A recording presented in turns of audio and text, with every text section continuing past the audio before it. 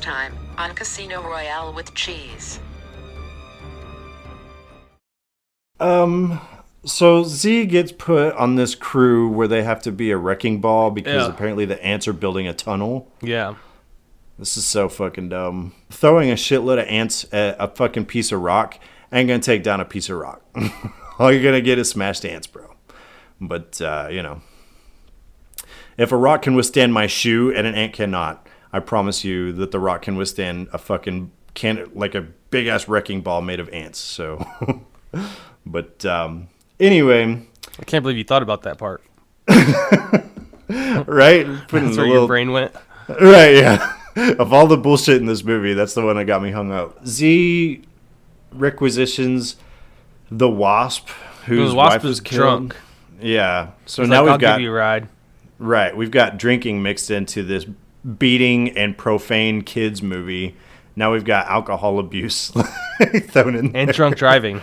And drunk driving. Yep. He's getting a DUI. You bet. So, because that was funny back in 1998.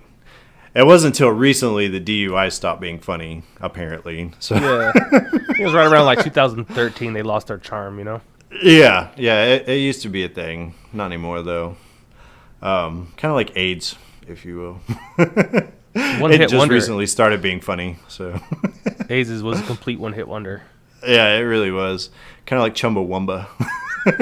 Exactly like Chumbawamba. And now, the conclusion.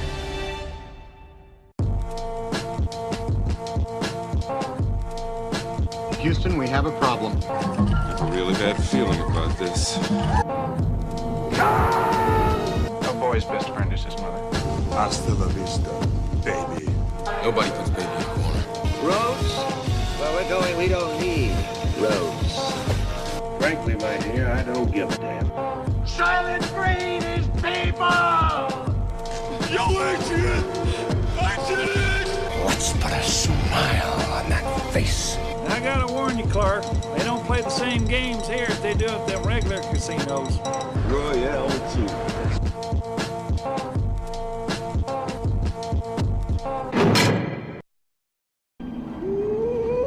You get looking.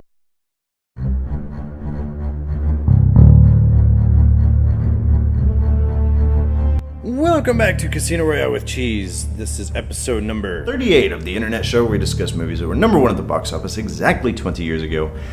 My name is Shane. Today I'm joined by the man that wishes he could trade faces with just about anybody. This is Mike. I would trade faces with somebody. Anybody. No, not anybody. Not anybody. I don't want your fucking face. No. Yeah. I don't want this face. So I ain't got money for this face-off thing, though. So what's going on, man? Recovering.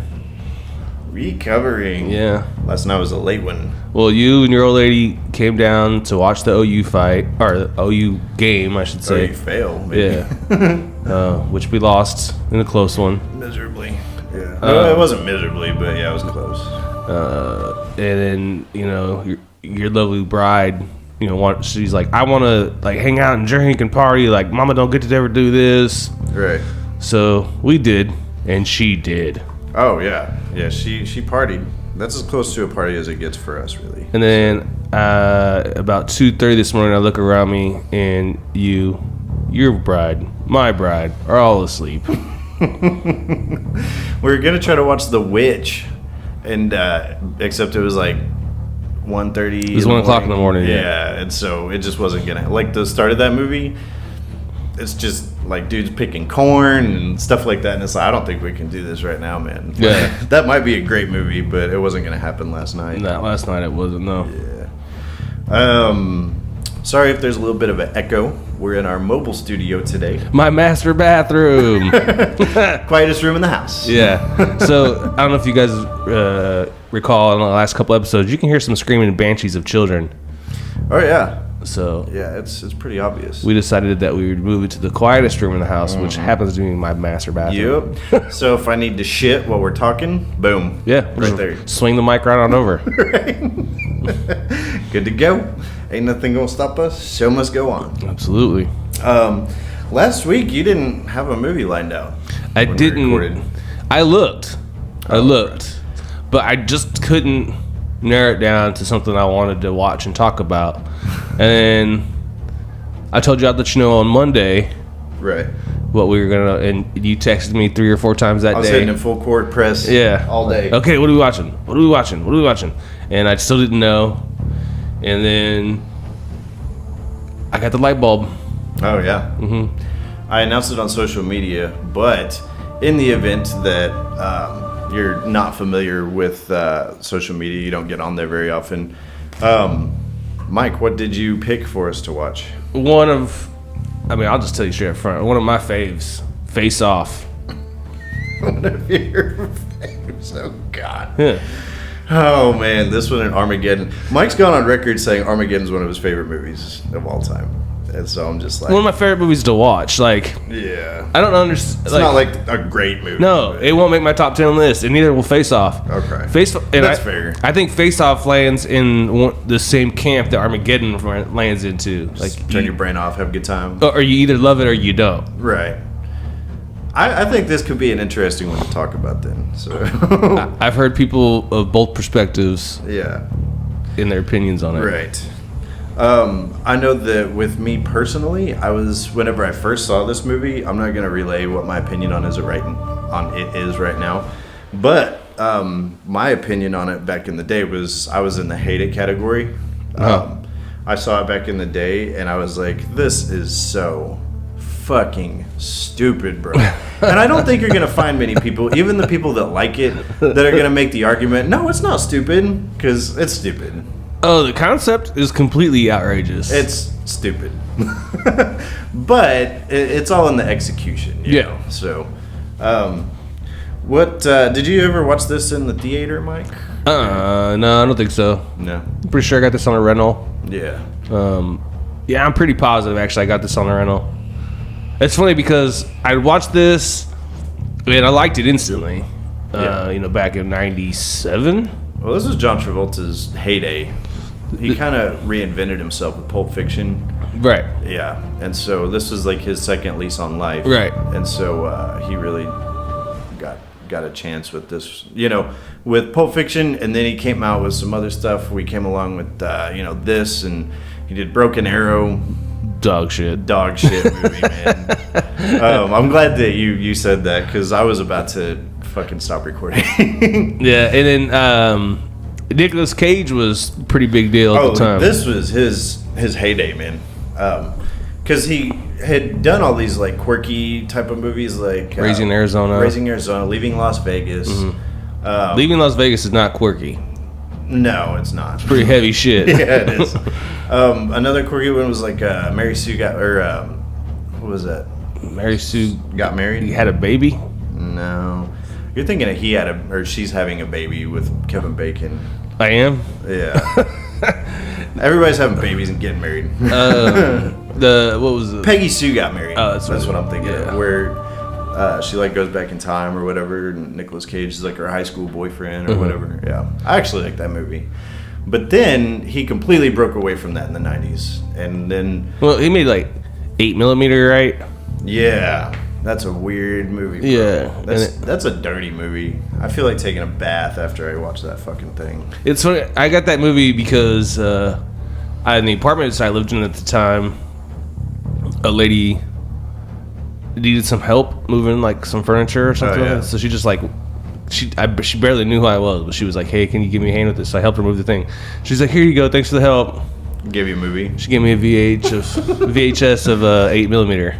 I would, after watching that, would have totally re-questioned like this woman. It was still like entirely. in the cellophane wrap. Oh wow. So I don't know if like someone gave it to her and she had no interest in it. Re-gifted. Yeah, she just gave it to me. Yeah. Huh. Yeah, I watched that one based on a friend's recommendation. I don't talk to that dude anymore. I don't think that's why, but it's kind of funny the way it works out. So the dude that directed that, Joel Schumacher, he directed Batman and Robin. And so you're like, what the fuck, bro? That's I don't weird. get it. But then that kind of takes us to here, as far as Nicolas Cage goes, because this is a weird weird deal, man. This was directed by John Woo. Mm-hmm. So he directed Broken Arrow once again. Is this our second John Woo film? He produced that one Mark Wahlberg thing. The Big Hit? The Big Hit, yeah, The Big Shit. So he was a producer on that, but he directed like Mission Impossible 2, which is by far the weakest of that entire franchise, in my opinion.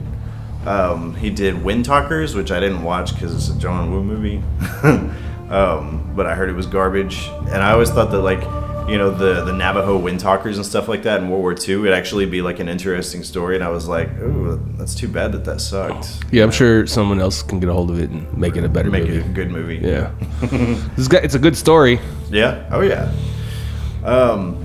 But I kind of lost my train of thought. I don't know. The first time that I saw this thing, I remember, so it's funny because back in the day, you know, whenever this came out, I wasn't old enough to like go buy a ticket to go to the theater and watch it, you know. I want to say that I was 13 years old-ish, thereabouts. Was this an R-rated movie? Yes, it was. It's a hard R, I think. Well, not too hard, but there's a lot of shooting and blood and stuff like that. A lot of violence. Yeah. But it's funny, though, because this movie came out exactly 3 weeks away from Con Air. Oh, really? I was like, damn, the summer of Cage, dude, you know? Yeah.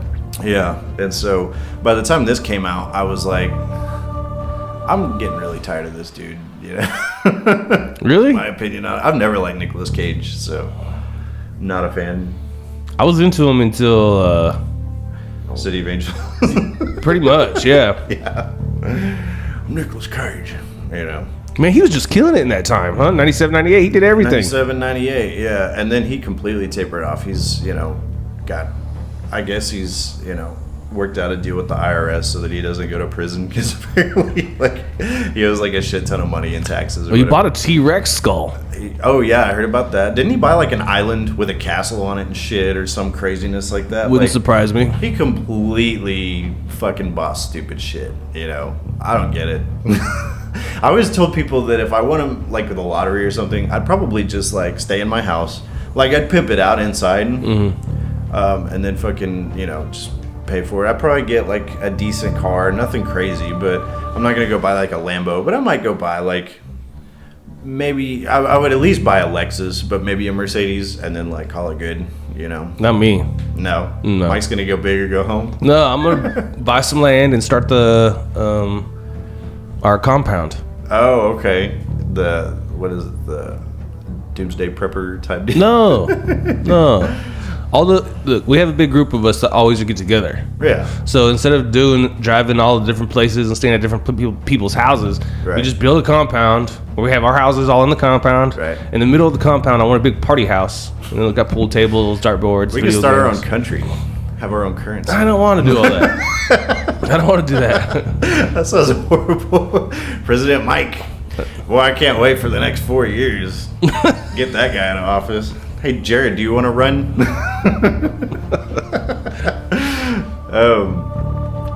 So, yeah, no, that would be legit, though. You know, just bebop. Whose house are we hanging at tonight? You know, No, the party house. the party house. The one in the Then middle. my wife, she can have her fun. She can pass out safely. Right. Yeah, get it going.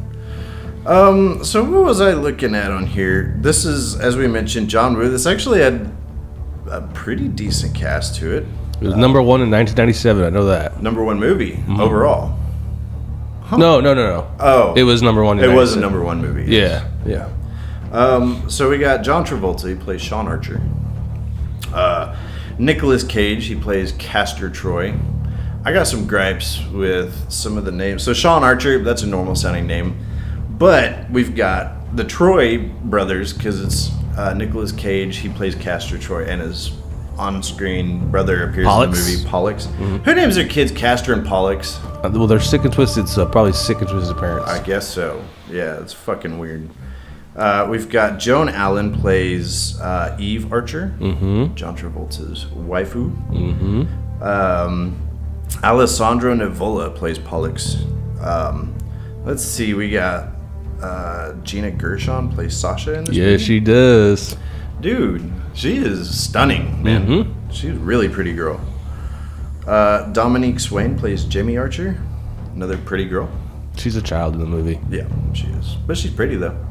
Yes, a pretty good little girl. Yes.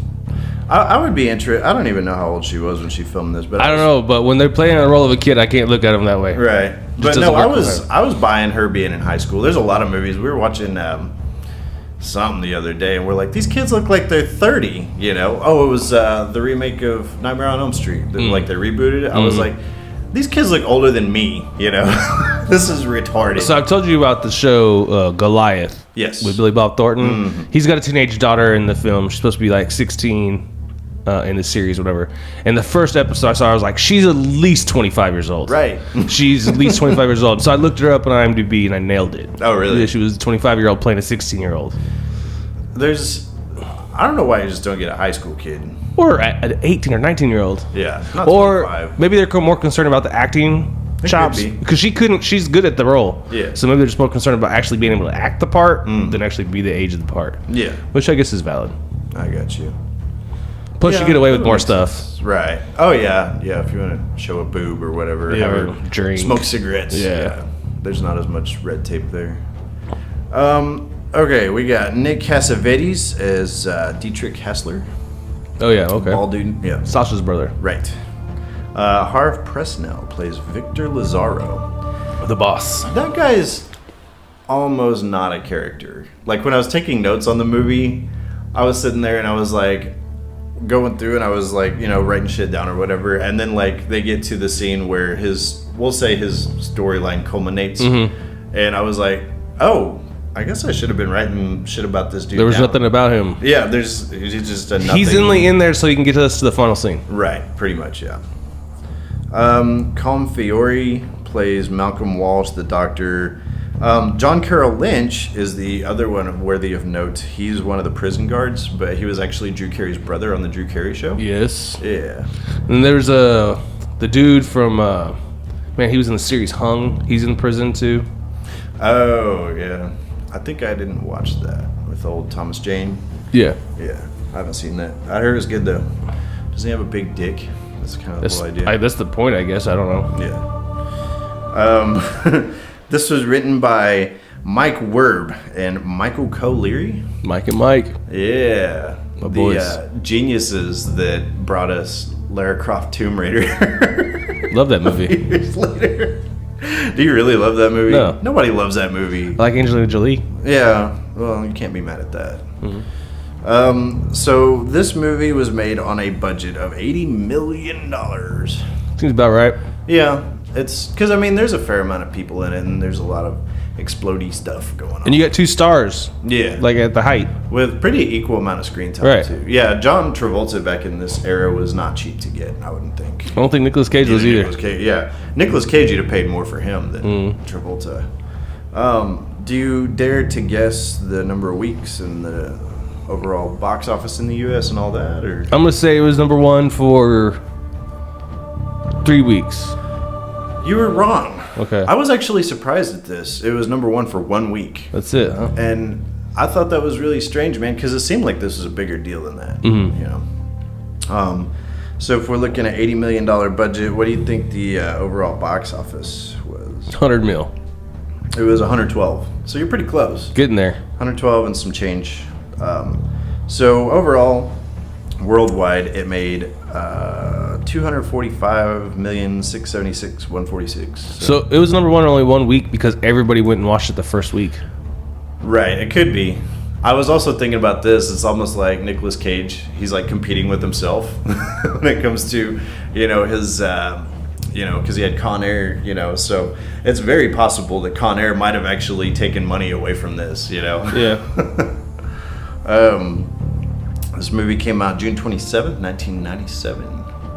So Summer hit. yeah, summer hit. You bet. Anything you want to talk about before we dive on into this bad boy? Nope. No, not really. So the movie opens up. It's a John Woo film. It's a bad sign.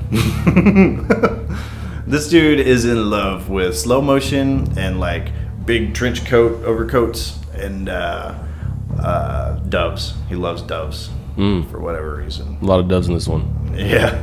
There's a lot of... Well, there's some pigeons, but the whole, like, final action scene is just riddled with doves. I've noticed, yeah. It opens with Sean Archer and his son Mike. He's, like, taking him on a carousel ride. Yep. And then... Weird face swipe. Yeah, he does the... Oh, yeah, that's really weird, man. Weird face swipe. He does that a lot in the movie. And I'm going to say it every time he does it. At first, because all he does is take his hand and, like, brush it down, like, vertically down his son's face or whatever. And at first I was like, okay, well, he does that with the son every so often, you know, whatever. I do weird crap with my son, you know, so it's just one of those things. But it gets played up quite a bit. It becomes a whole family thing. Yeah, it does. Like, it's like their signature. Pretty strange stuff, yeah. Weird face swipe. I think that it's really funny because right after this we see Castor Troy with the mustache. Nicolas Cage, yeah, with his porno stash. And he's on the grassy knoll up there ready to snipe this dude. Yeah. Drinking like something out of a straw.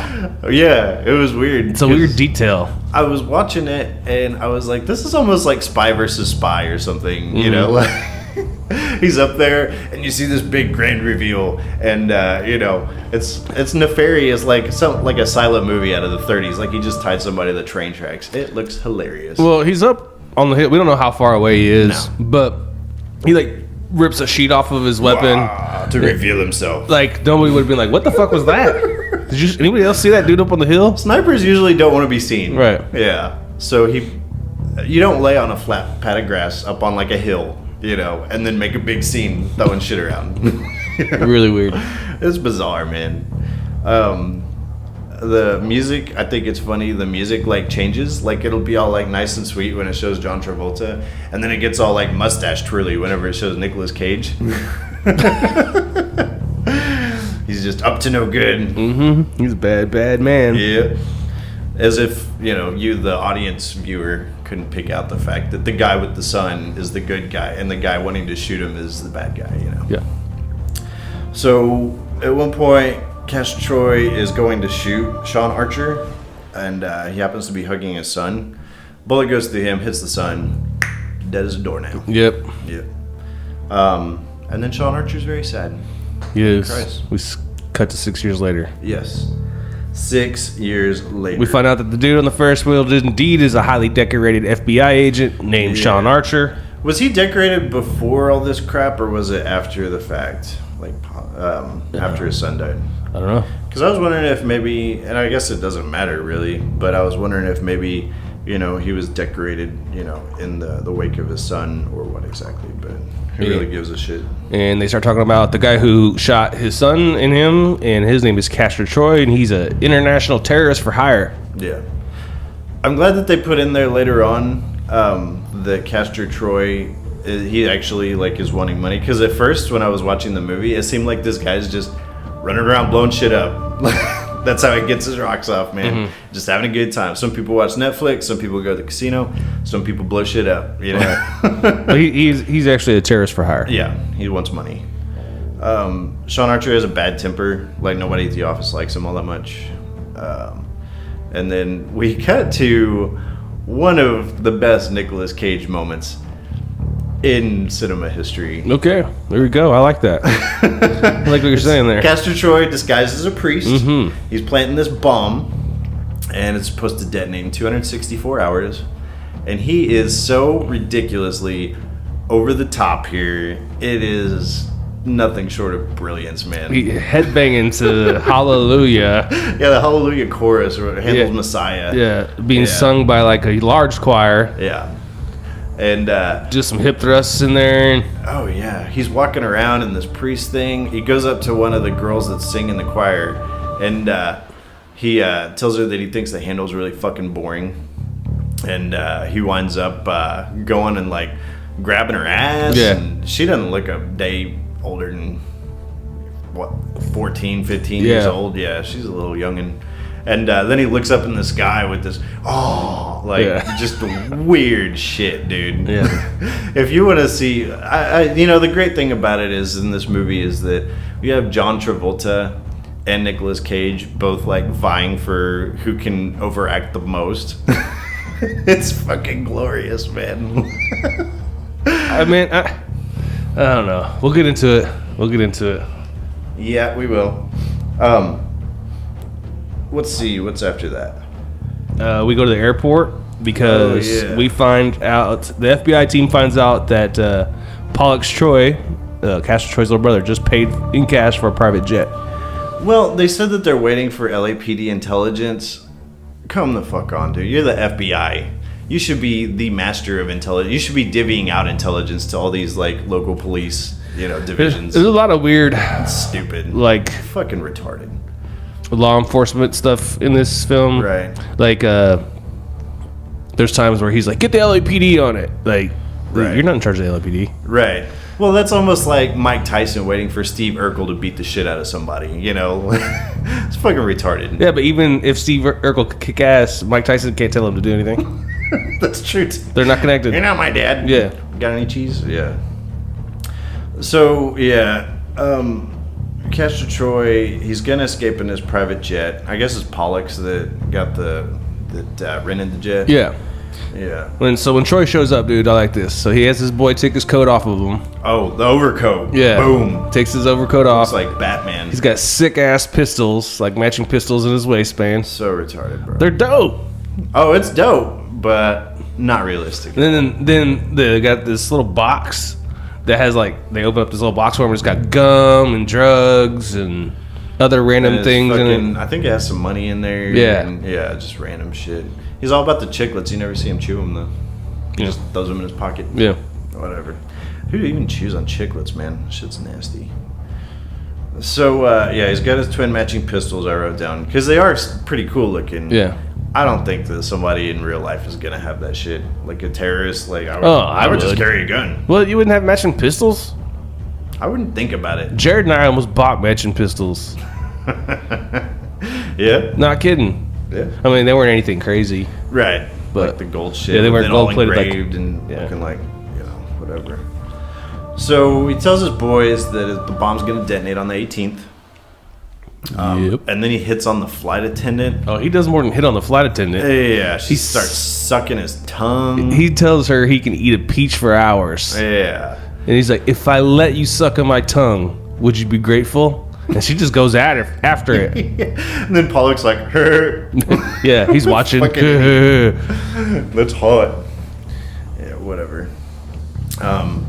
So anyway, so the FBI shows up to intervene during this plane takeoff, and we find out that the chick that was sucking his tongue is actually FBI agent Winters. Yeah, she's dumb. Why the fuck? I don't understand this in the movies. Like, this is international terrorist that you guys have been hunting forever. He's killed several people. Right. And it's time you have him right there.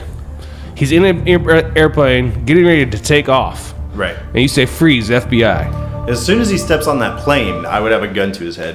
Smoke him. Well, at least put him under arrest. Be like, "Pollux, you move, I'm gonna smoke this motherfucker." No, everybody's going to jail right now. I'm killing him. Oh, okay. I mean, they've killed how many people? Yeah. Yeah. I mean, I could be like, "Yo, he drew on me." Call it good. I'm killing him. Yeah.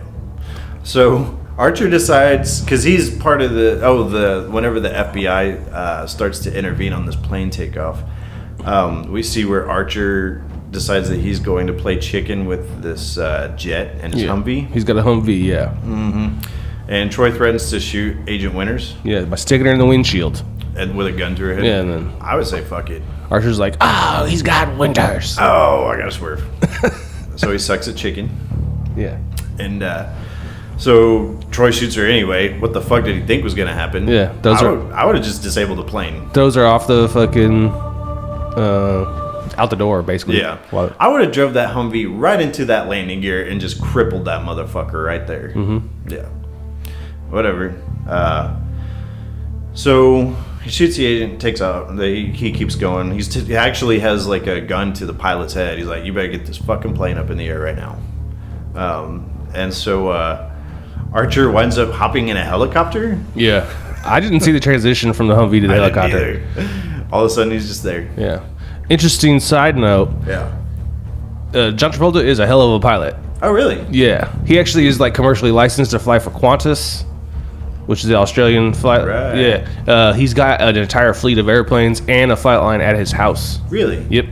Huh. I wonder. So maybe that's where like Look Who's Talking got the idea of him being a pilot. Maybe. Because he was just a taxi driver. Going from taxi driver to pilot, that's quite a career change, man. Yeah. Now you're driving in 3 dimensions, you know? Yep. But he's, from all accounts, like a quite accomplished pilot. Yeah. Like, very good. Well, now we got, Tom Cruise that can fly helicopters. So maybe it's a Scientology thing. Yeah. Very interesting. Right. Because, what's his name? That maybe he wants him to go see Xenu or something that's like part of his curriculum. I don't know, man. Talking about L. Ron Hubbard? Yeah, that crazy guy. Oh, we've got to talk about Battlefield Earth someday, too. Okay. Yeah.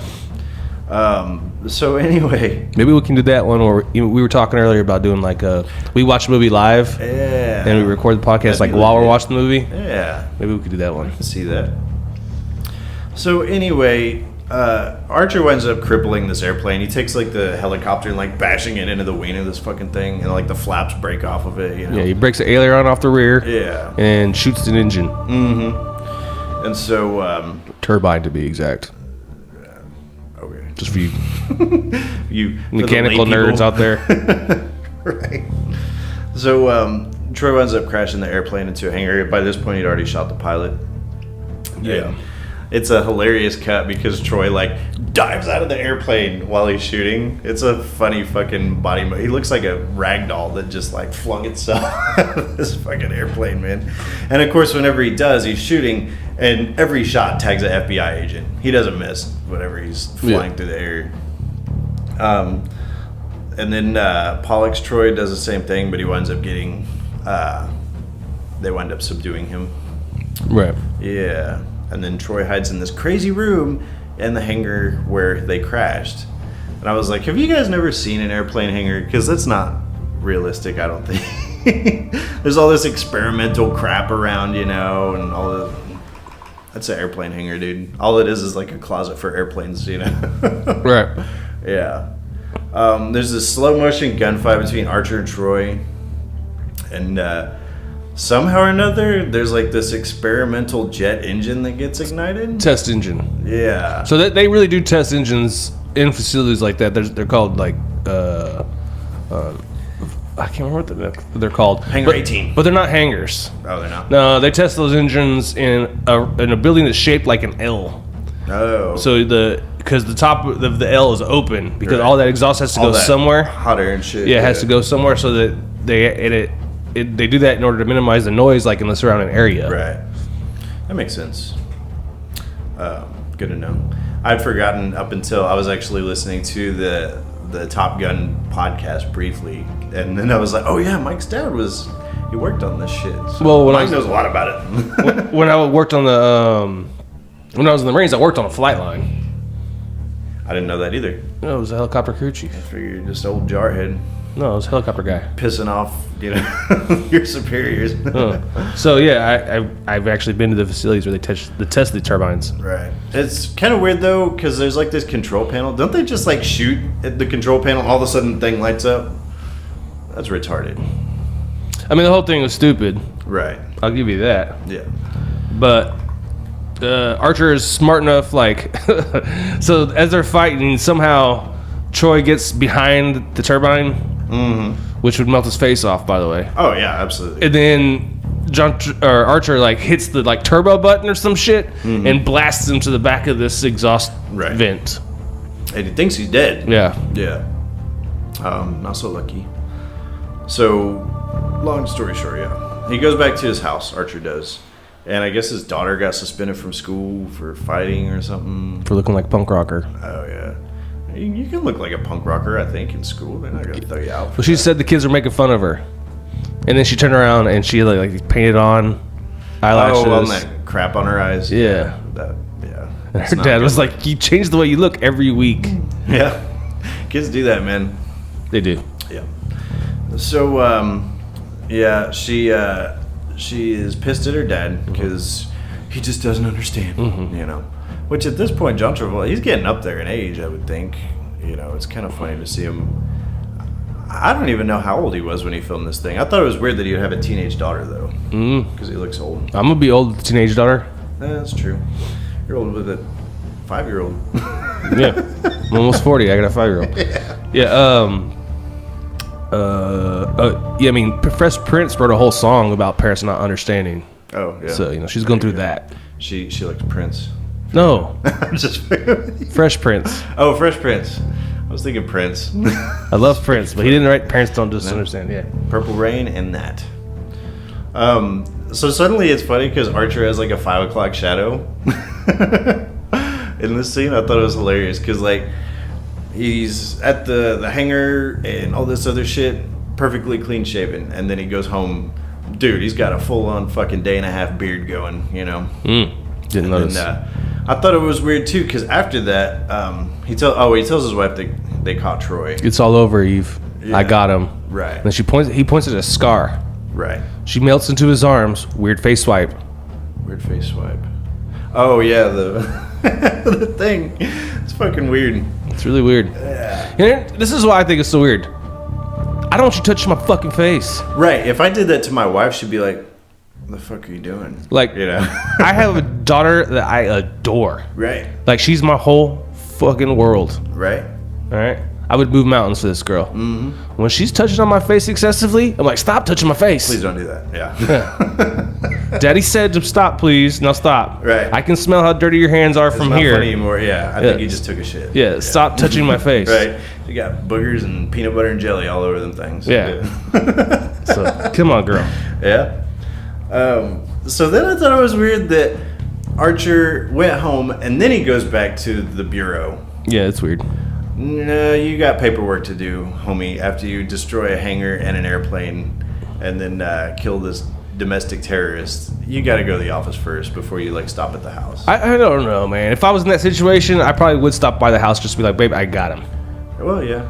Maybe I could see that. I'm going to go finish up this paperwork, but he's been chasing this fucking dude for at least 6 years. For at least, yeah. And they had a history then. Right. So, yeah. There's a reason why Charlie wanted to kill him. Right. So, let's say maybe see that. Let's say they've had a relationship for 10 years. A decade of his life has been going on him trying to get it's Troy. Like an eighth of your life. Right. You know? Eighth. Oh, of your overall. If you live to be 80. Yeah, I got you. Okay. Right. But at that point, it was probably like 25% of his life. Right. Yeah. I mean, that's valid. But there's champagne for the dead. Mm-hmm. Oh, and I actually do kind of like this scene because, he's sitting back and, of course, fucking Archer's a grumpy Gus, And so anyway, he winds up, the CIA delivers this bottle of champagne or whatever, and he is like, I don't give a fuck about that. But then he's like, this is for, and he starts listing off names of people that died. 8 or 9 different people. Yeah. I like that. It kind of works for me. The whole time he was listing names off, I was like, you better say Winters. That's exactly what I was thinking. Winters just died, dude. You better say Winters. Don't throw her under the bus. And like he did. Man. He said Winters. Yeah. So they find this 3.5-inch floppy. I love in these 90s movies where they find 3.5-inch floppies. It is one of my favorite things because they're so obsolete, man. Did you see the meme that was going around Facebook recently of a floppy disk? I don't think so. It was like, these are so old that I just had one of my students come up to me and say, oh, you 3D printed the save icon?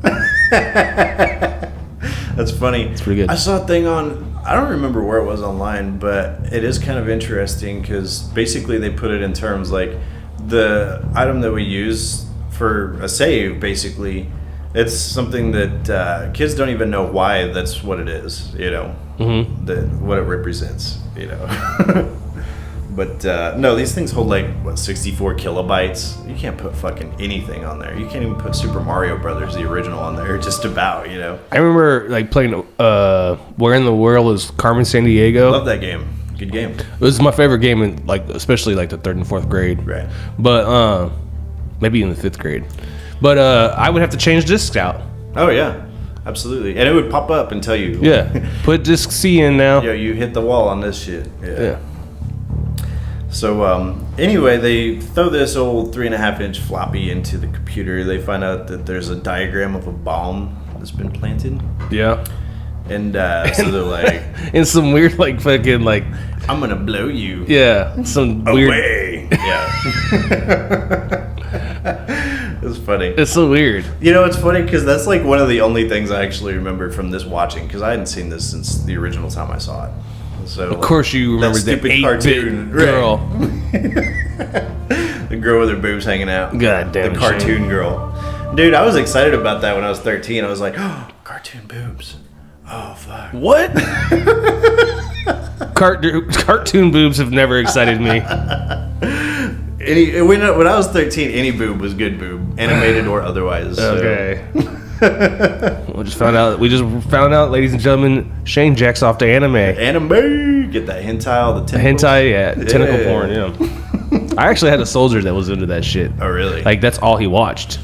Was anime nonstop. We were deployed to Afghanistan. He gets this package in the mail. I'm like, what's the new package, bro? And he breaks out. It's a full body pillow with like an anime chick like printed on it. Did he cut a hole in it? Or? No, but we did fuck with him about it, of course. Appropriately. Oh, he's begging for it at that point. Yeah. So since they really don't know when the bomb's supposed to go off, they assume it's already been planted. And so they go through. They talk to Pollux, the brother of Castor Troy that they arrested, and he's like, I ain't saying shit to anybody. Yeah. You know. So Archer is, of course, convinced that his brother Castor is dead, and he's not going to talk to anybody else about the bomb. And so they're like, well, there's one of his superiors, I guess, there. She's like, maybe it's not as open and shut as you think. The woman who plays her. I had it on my sheet, on my thing here. You did? Yeah. I've seen her in lots of stuff. Yeah, she's always like the head of the FBI. Hollis Miller, I guess, is her. Yeah. Or CCH Pounder? CCH Pounder. Yeah, that's her name is CCH Pounder. Pounder? I barely even know her. Let me take a look here and see what... that's a weird name, and I guess she was in The Shield. She was in Avatar, it looks like. RoboCop 3, that's where I know. That's it. What's sad is you're not lying. Yeah, no, I think I might have actually remembered her being in that.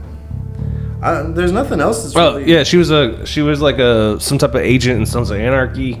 Oh, yeah, I haven't watched very much of that. She's in the cartoon Archer. Archer? Yeah, that's badass. I like her now. Yeah. She's in all the Batmans. There's Amanda Waller. Yeah, it looks like the Batman games. Oh, I guess those are the games. Yeah. Which those are great games. Those Arkham Asylum shitters. Yeah, they're really good. Anyways, she's a good actress though. Yeah. I guess I was almost confusing her with the woman that was in the Suicide Squad. I think maybe that's who I was thinking of whenever I saw her. But regardless, doesn't matter. Well, we're at the Walsh Institute, and we find out Troy is still alive. Yes, they do reveal. And then they can do things. Okay, first of all, this dude I'm is getting so tired just thinking of this scene. This dude is the head of Special Operations Medical. Mm-hmm. You know how much money you could make if this shit was commercial? Oh yeah. But instead, he has to just stay there and print ears out for FBI agents. Right. Which we get to see. Motherfucker got his ear shot off. This is before 3D printers too. I'm calling bullshit. But yeah. You can't build an ear with a laser. That's dumb. They were. We saw it. Oh. You know, I saw aliens on Unsolved Mysteries too. I didn't mean jack shit. But they pitch a face swap. Oh my god, this is problematic to me, man. What's the problem do you have with this, Shane? Are you being sarcastic? Yeah, of course. I mean, this is obviously outlandish. So dumb. I think that the pitch for this movie was they went through and they were like, hey, so we've got a name for a movie. We want it to be a movie where there's two guys that face off, and we're gonna call it Face Off. And they're like, so we got to come up with a story for this thing. And so that's how the movie Face Off came about. I'm convinced of it, you know. Wait, we have to literally take the face off, though. That's a good idea. We write that down, you know. Yes, you do have to suspend your beliefs. So dumb. This is really, like, you know, almost victimizing my suspension of disbelief. Yeah, I get that. But after they're done... I mean, John Travolta does look just like Nicolas Cage. I wouldn't say looks just like him, but they do have very similar facial. No, I'm talking about after they swap him out. He looks just like him. Oh yeah, no, they do. I didn't realize their bone structure is that similar because I heard that they really swapped their faces for this movie. So yeah, and their body structure changed. Right? Yeah. This is weird to me, man. So they go through and they're explaining the whole procedure, and then they're like, "But what we'll do is like we'll change your hairline." Okay, I got that. And they're like, "Okay, so then we're gonna redo your chest hair on your body." And I was like, body hair with plugs, hair plugs. yeah, I was like, what? If all he needs to do is talk to Pollux, is Pollux gonna be like, take your shirt off, let me see your chest hair? It's fucking weird, man. I guess you're right, because the intent was just to be there for 48 hours. Yeah, go there, show up real quick. You don't even have to take a shower, really. Right. Yeah. They gave him 48 hours to get in there and to and get out. Right.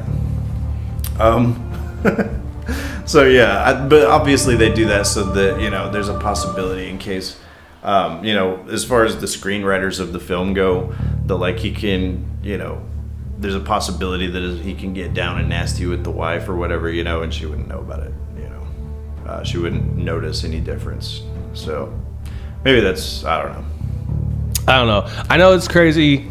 I know it's very unlikely. I thought it was cool the first time I saw it. I was like, man, that's nuts. Could you imagine? Oh, it's nuts. Not in a good way. Could you imagine?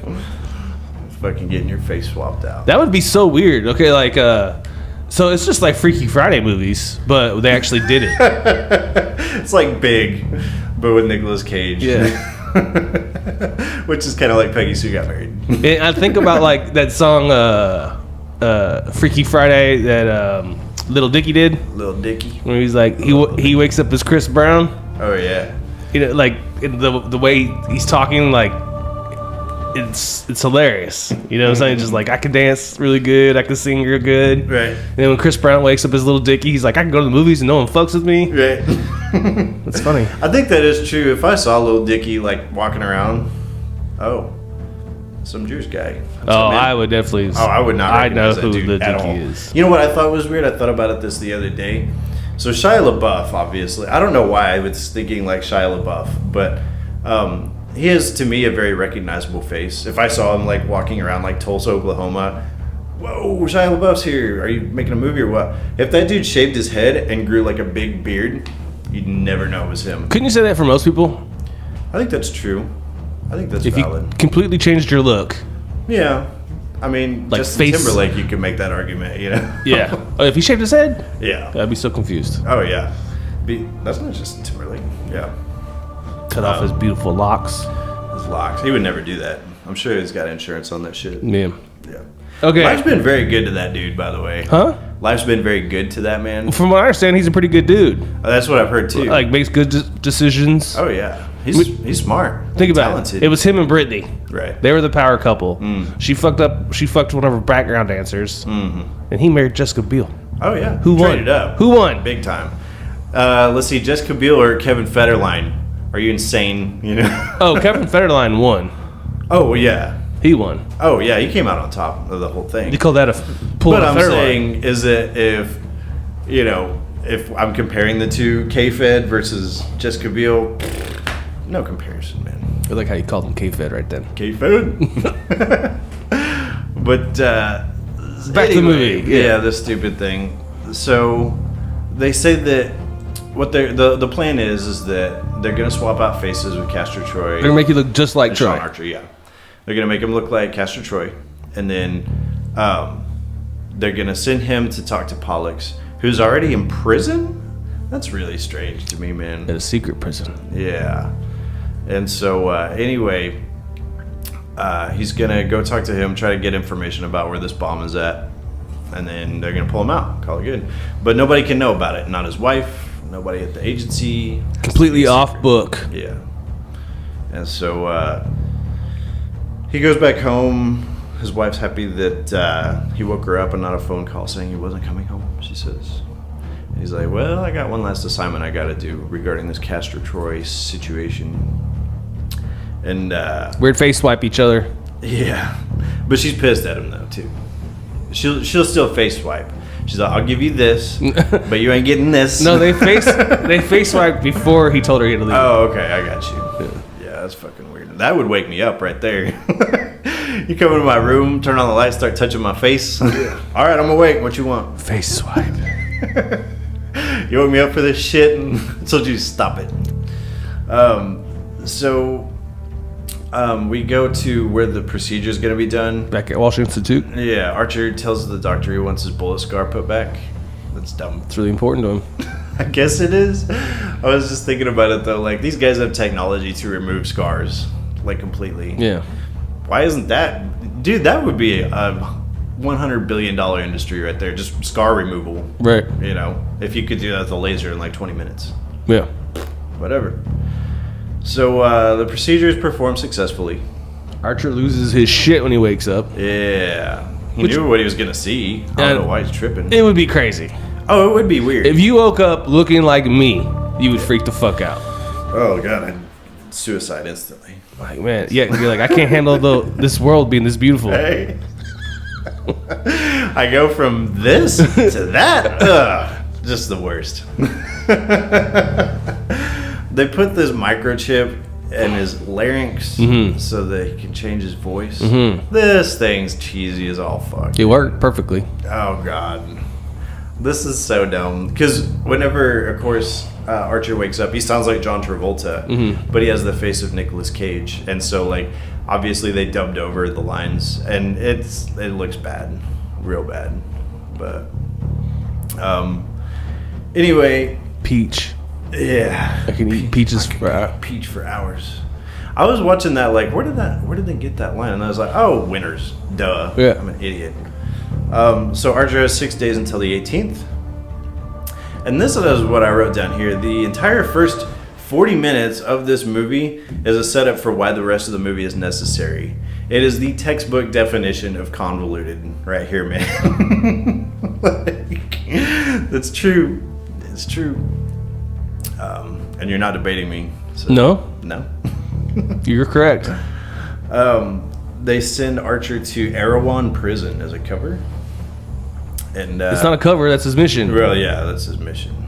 And then we get to where this is where all the stuff starts going stupid. Okay, he gets 2 days to talk to Pox, to get Pox to say where the bomb is, okay? He gets a set of magnetic boots. That's dumb, dude. That's real dumb. Magnetic boots. This whole prison is a magnet field, and we know where you are at all times. Yep. Okay?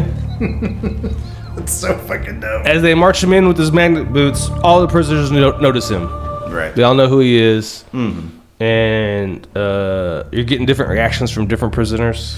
Some are like, ooh, he's the man, you know, and other people are like, fuck that guy, you know. The dude from Hung, Thomas Jane, like, goes to talk to him, and he just walks right past him. Oh, yeah. Almost tells, okay, he looks like Choi, but it's Archer. I'm going to refer to them as who they really are throughout the entire time. Yeah, when I was taking notes, I was like, oh, fuck, I wrote down the wrong thing. Yeah, yeah. Yeah. So Archer almost tells this guy that Thomas Jane is playing, like, oh, I busted you. Or I heard Archer busted you. Right. Yeah. Wow, good job. Yeah. Fucking slipped right into that role, didn't you? He's on it. And then he proceeds to walk over to Pollux. He does. In the meanwhile, some dude jumps on him, and I know that guy from somewhere too. Big dude? Yeah. What is that big dude's name? I wrote it down later. DeBow? Dubov, I think it is.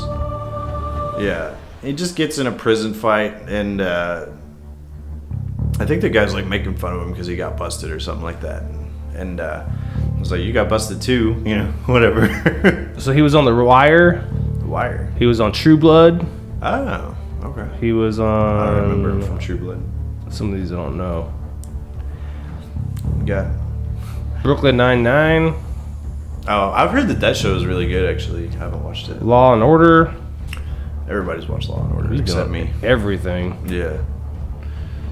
Sully. He was in Sully. Oh, really? Yeah. I don't think I watched that either. I'm behind the 8 ball, man. I need more time. If we get that commune going and we do form a country, we should move to make the days longer, man. But I like sleep too, though. Well, we can still do the sleep thing, but we'll just have like 2 hours and then just kind of stagger it. We have kids, dude. They have to go to school. Not in my country.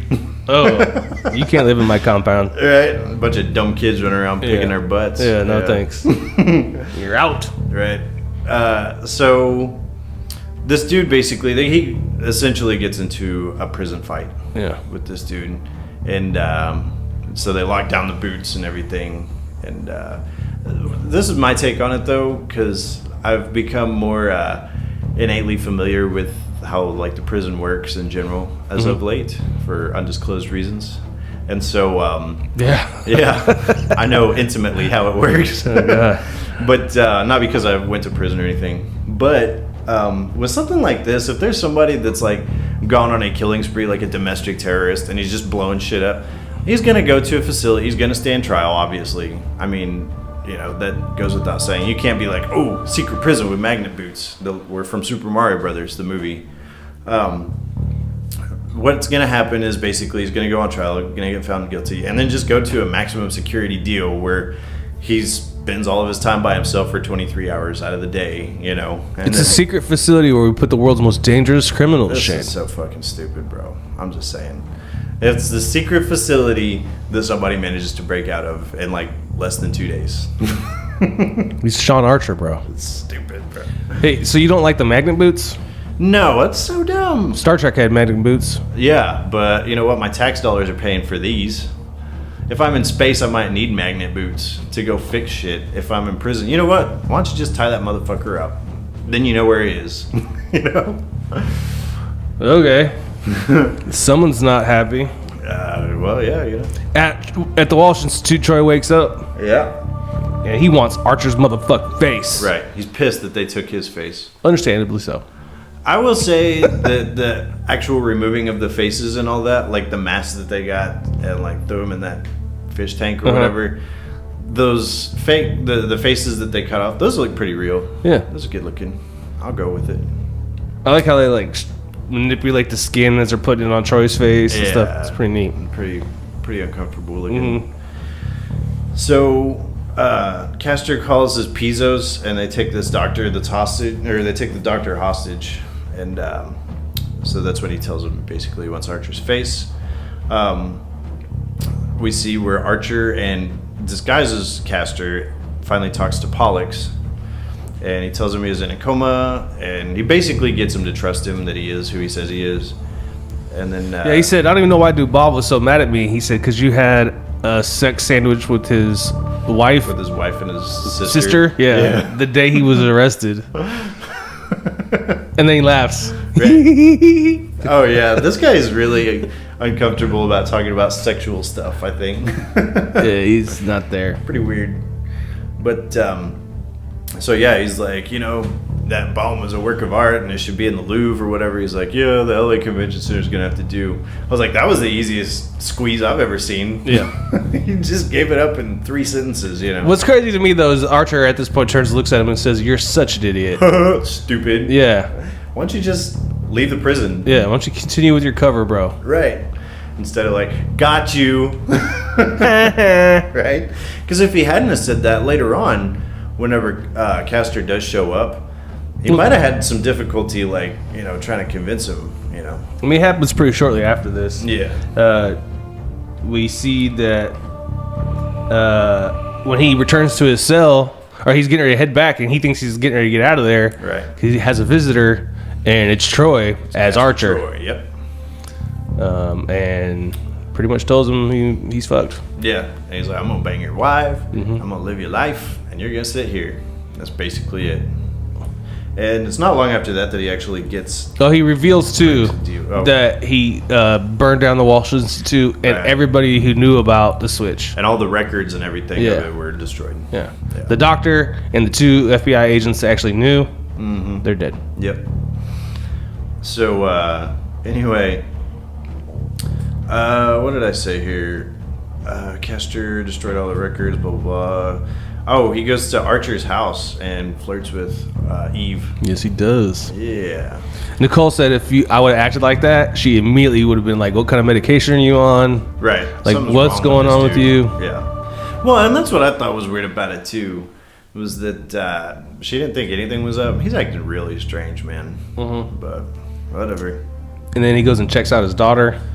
Yeah, uncomfortable scene, man. For her.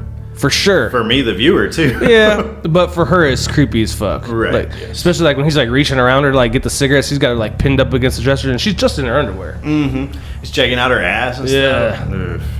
It's sick, dude. Is my dad getting ready to molest me? What's going to happen here? Well, and that's the weird thing about it, too. Was he hoping to maybe hit that? Like, she's not going to bang your dad, you know? But... Ugh. I mean, you know, if he was like trying to pursue something, at the end of the day, she still thinks it's her dad, you know. You gotta give it up to Troy, though. He never tries anything on her. He doesn't. He actually goes to bat for her. Yeah. But we'll get to that. But then we get back to the prison and we find out Pollux got a deal. Pollux, he broke. Hey, you know what? Archer cut him a deal. Or Castor in this case, yeah. Castor, as Archer, cuts him a deal to testify against Troy, who is actually Archer. Mm-hmm. That was a weird sentence right there. It's good. I like that, though. That's smart. I like it. Like, if I was the mastermind Troy and the exact same scenario, of course you're going to cut your brother a deal to testify against the guy who looks like you. Of course. Yeah. And he also wants him to talk about the location of the bomb. It was part of the deal, too. And so... he wants him to give up the bomb. He says, we're going straight. He's like, we got other stuff going on now, you know. Yeah. So he goes through... what I think is great. So we see where Pollux is in like this interrogation room, and he's just eating fucking Cheetos or whatever, you know. And then he's eating a tongue sandwich. Yeah. Oh, that's what it was. Who the fuck eats that? That's weird, man. Pollux Troy. I guess so. I assume it's cow tongue. Which I've I heard hope is so. Prepared, yeah. Oh, here's a human tongue for you to snack down. It goes great with ranch. No, I like it though because basically he's talking about that stupid sandwich, and then like John Travolta walks in, he's like, "You're supposed to give him info about the bomb," you know, and he says, "I gotta walk around with this stupid chin," and I was like, the movie just convinced John Travolta to make fun of his own chin. It's fantastic. I love it. He actually like talked down. That wasn't the only insult he put on himself. No, he talked about the body and the face and this ridiculous chin and everything else. Yep. Yeah, it's pretty funny. Yeah. Of course, once the FBI finds the bomb, they don't know how to defuse the thing, but Castor does.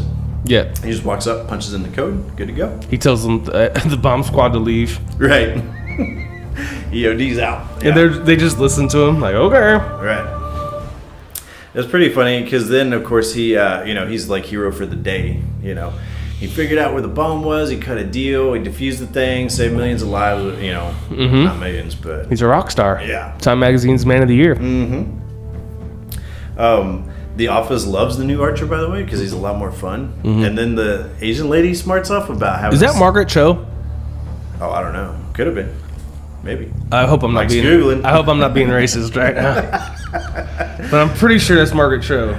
She's like, "Sir, did you just have a surgery?" He's like, "What?" Yes, I'm not racist. It's Margaret Cho. All right. There you go. Are you sure? Yep. All right. And so anyway, she's like, "Yeah, getting that stick removed out of your ass." And I was like, "You know, you're getting a little bit lippy, dude. You know, he's kind of turned over a new leaf, but I would still stay on my toes regarding." He's still your boss. Yeah, exactly. Tell me he has a stick up his ass? No, he got it removed. It's not cool. Well, yeah. Still not cool. Yeah. It's funny, too, because I recognize that was Margaret Cho, like, very early in the movie. Oh, yeah. Like, the first time we're at the office and he's talking to his team or whatever. And then the scene in the hangar, she, like, drop kicks a dude and then, like, judo tosses a guy over her and she's, like, kicking ass. She's judo because she's Asian. You racist fuck. It's when you throw someone over your shoulder, it's called a judo toss. Judo toss. Yeah. That's a fucking racist. Or hip toss. Toss. So anyways, they show her like kicking ass and I'm like, Margaret Cho's not doing that. And it looked like, because I think she has lost some weight, but in this she had not. And so I'm like, she looked kind of frumpy to me. And so I'm like, she doesn't look like she has that much physical prowess. You know, now that we're thinking of talking about this, did you notice throughout, was it obvious to you when they were using stunt doubles? A little bit. Especially toward the end when he's like water skiing on his shoes and all that. I was like, I don't think this movie is intended to be seen in high definition, man. Oh, okay. Like, yeah. Some of it looks pretty hokey, but... Where we at? So, Castor plans a romantic evening with Archer's wife. Oh, yeah, candlelight lobster dinner. You know what would be funny is if he actually was successful in boning Archer's wife, but like he had like a 1.5 foot long dick, and she's like, "What the fuck, bro? My husband's dick is 3 inches long. Like, what the fuck? You've been taking them pills, haven't you? You know?" Yep, he fucks her. Does he? Yeah. Oh, okay. I thought it was just. No. I thought it was ambiguous. No, you don't see him fuck on camera, but like they're making out, Right. and he's like, "I'm going up to the bedroom with you right now," and they go. I see. So, anyway, we get back to the prison where Archer, disguised as Troy, asks how he asks one of the dudes. How Thomas Jane guy. Is it Thomas Jane? Yeah. Are you sure it's Thomas Jane, or was it just a guy from home? I don't know. I'm gonna find out. Oh, okay. Because that would be ironic, because Thomas Jane was also in The Punisher with John Travolta as well. So, a little tie back there. Anyway, he asks how he can remove his boots. And the guy's like, they can only take them off before you get electroshock treatment. Yeah, it's Thomas Jane. Oh, is it? Yeah, he's playing the role of Burke Hicks. Burke Hicks. Nice. So he just storms over and he's like, "Hey, I'm out of cigarettes. Give me a cigarette." And the guard's like, "Fuck off." And he just starts beating the dude's ass so he can get this electroshock, get them boots off. And so we cut back to where he's gonna get fried. And they've already got that Dubov dude in there. How convenient. Yeah. Did he know Dubov was in there? Day. Yeah. And so I'm like, have they been electrocuting this guy for like a day now? He's having a bad week, man. You know? Well, he turned into like a big dumb follow your rules killing machine. Yeah, he did. He's got puke all over his shit. Yeah. Yeah. He's fucked up looking. And so... Anyway, he basically convinces Dubov right before he gets fried. He's like, "Yo, I know that you're a good dude and I'm a good dude. Let's get the fuck out of here." And so, sure enough. That's not how it goes down, though. It's not even how it goes down. No, it's not. No, he gets the guard, Drew Carey's brother, to come over and light the cigarette Right. before he shocks him. Yeah. And then makes a joke about those things will kill you. And then he's like, "Dubov, go!" And Dubov was like, "Go." So basically what I said. No, he didn't go over there and have a conversation with the dude. No, he's yelled to him from his chair. Everybody's like, "Go!" And then Dubov was just like, "Go." Oh. No. He's like Bane and Yeah. Batman and Robin. Yeah. No, he's not as smart as Bane. Not the Dark Knight Rises Bane, no. No. Yeah. So, anyways, they wind up, long story short, overpowering the cops. And The I'm gonna guards. skip ahead, and say here that he basically makes it to the top of the prison where there's a helicopter pad. Yeah. But he finds out that it's surrounded by ocean. It looks like an oil rig in Yep. the middle of nowhere. Offshore oil and rig, that's what it Yeah. looks like, yeah. And so this helicopter shows up, starts shooting at him, and so he basically jumps off into the water. Long story short. They report that he's dead. He's not dead. Troy knows better than that. Of course. Absolutely. Troy slaps Margaret Cho on the face and says, yeah. Actually, he gives her like this caress of her face. He's like, "Trust me, he's already here." He does. Let's see here. Archer's... Oh, it's the next day, and we find out that it's Mike's birthday. Yep. Their son, yeah. And, of course, Castor's not tracking any of this shit, and she's wondering why he doesn't want to... I guess they go to his funeral on his birthday, or to his grave, yeah.